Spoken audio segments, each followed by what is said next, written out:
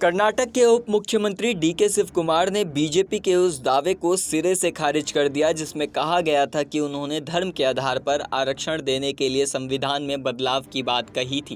कांग्रेस नेता का कहना है कि अगर यह आरोप सच साबित हो जाए तो वह राजनीति से संन्यास लेने को तैयार हैं। शिव कुमार ने बीजेपी पर आरोप लगाया कि उन्होंने राजनीतिक रुख को सहन न कर पाने की वजह से झूठी बात फैलाई जा रही है। उन्होंने बताया कि उनकी इस टिप्पणी को लेकर कांग्रेस अलकमान ने भी सवाल किए थे। जब न्यूज़ चैनल के कार्यक्रम का वीडियो देखा गया तो यह साफ हो रहा है कि उन्होंने ऐसा कुछ भी नहीं कहा था।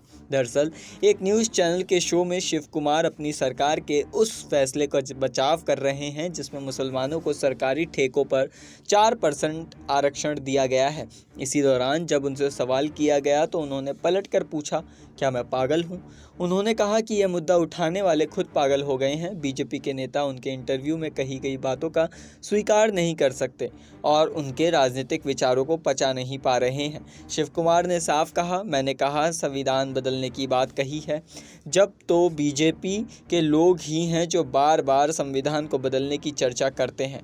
पत्रकारों से बातचीत में शिव कुमार ने बीजेपी को सीधी चुनौती दी और कहा, अगर मैंने कभी संविधान बदलने की बात कही तो मैं राजनीति छोड़ने को तैयार हूं।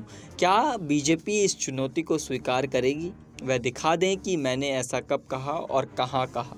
बीजेपी के आरोप को पूरी तरह से झूठा करार देते हुए उन्होंने मीडिया और जनता से अपील की कि उनका पूरा इंटरव्यू देखें ताकि सच सामने आ सके। कांग्रेस के नेता प्रदेश के अध्यक्ष शिव कुमार ने साफ कहा, मेरे नाम पर जो बातें फैलाई जा रही हैं वह गलत हैं। मेरी बातों को तोड़ मरोड़ कर पेश किया जा रहा है।